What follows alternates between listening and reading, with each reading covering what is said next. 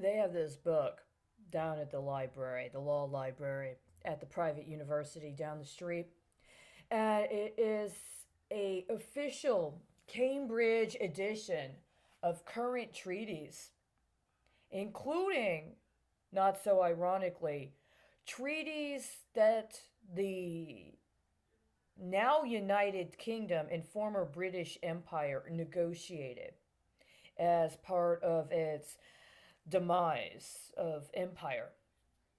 There's some very interesting things in those treaties.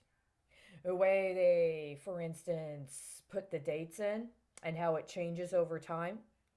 How they talk about plenipotentiary or what I don't know. It's one of those very difficult words. You probably had to spend 4 to 5 years at some exclusive boys' school and then get that exclusive scholarship to that exclusive university with all the secret societies and all their rituals they've stolen from other cultures to understand.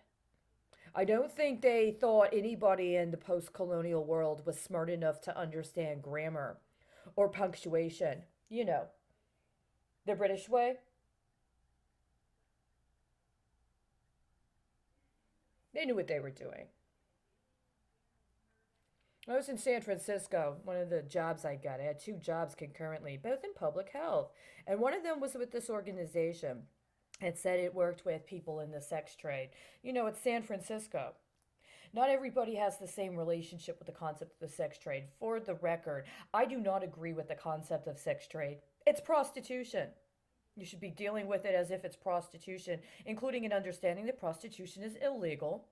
Prostitution is mostly used in forms of sex trafficking and other kinds of efforts at extortion and blackmail.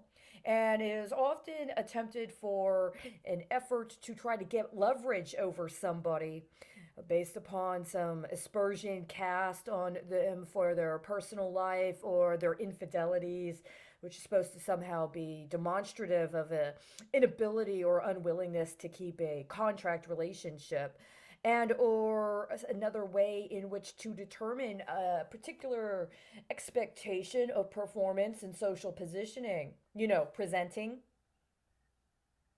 It's something that makes more sense if you've been to the University of Chicago, I guess. I don't know. I mean, you just hung out, you see things, right?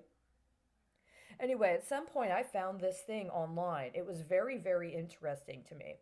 It's some guy named Abel Danger. And it has this 4-digit PIN number, and then it says Cameron Zulu Death Bet Club.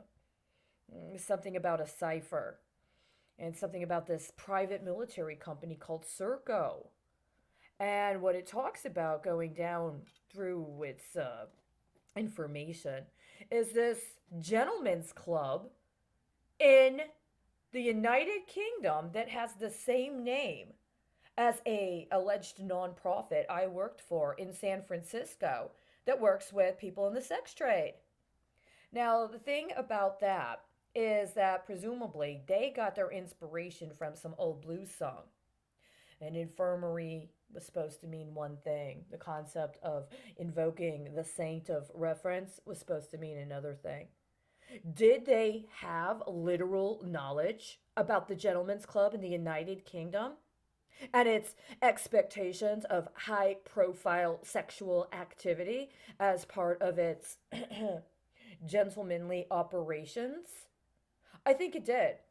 And I think that they have a very high level murder rape racket that involves certain women who may well be geniuses. And that what happens is they place bets on who can bitch her down, comparable to the Lady Ferguson thing, but it's kind of like at another level. And at some point recently, they've, according to this from 2010, they've actually invited in people of color and even women and gay people. It's kind of like we have so much fun sexually torturing people just because we're bourgeois, nouveau rich, and there's a certain kind of cohesion you develop when you engage in non consensual torture of people based on sex acts. And when you have that kind of a cohesion, and you also have access to the kinds of resources that would have access to a gentleman's club like that would have. Well, there's so much you can accomplish and get away with. right? Somebody turned their TV down. The point of the matter is, at some point in time, there's a term on how long you can bitch down a bitch. And usually she's dead by that time. I understand I've done something very novel. I passed the time frame of eligibility. But somebody else, I think, was supposed to be in the firing line for the last year. At least the last year, maybe two. But because of her daddy's position, she has been trying to put that off on the other women, right? I just heard them this morning. They went for his second daughter. That's what I heard. They went for his second daughter. Somehow they understood that they could get his first daughter. Some people say it's part of some sort of ritual buy-in. It's part of some old secret society. You have to sacrifice your firstborn daughter. See, I was the firstborn. I think that's why my father cut me off. But he didn't sacrifice me. He knew that I was going to hunt you down. I was going to find out who you are. And I was also going to find out what your weaknesses are. And one of your weaknesses right now is the fact that you held on way, way, way too long to a secret society imbroglio with the wrong fucking people. Do you understand? It's like one of those things. You know, they say that the world of hedge fund managers is a very exclusive realm.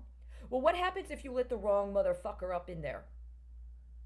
And he's allowed to amass and concentrate too much political capital from too many other people, and he becomes an extreme liability. See, his ass should have already made sure I was dead by now. And he didn't. And now every fucking one of you in your little secret society with your little charitable pass-through in San Francisco is exposed. Oh my God, how scandalous! Are you going to let the voice file go off on this one this time? Or am I going to have to re-record it for double leverage?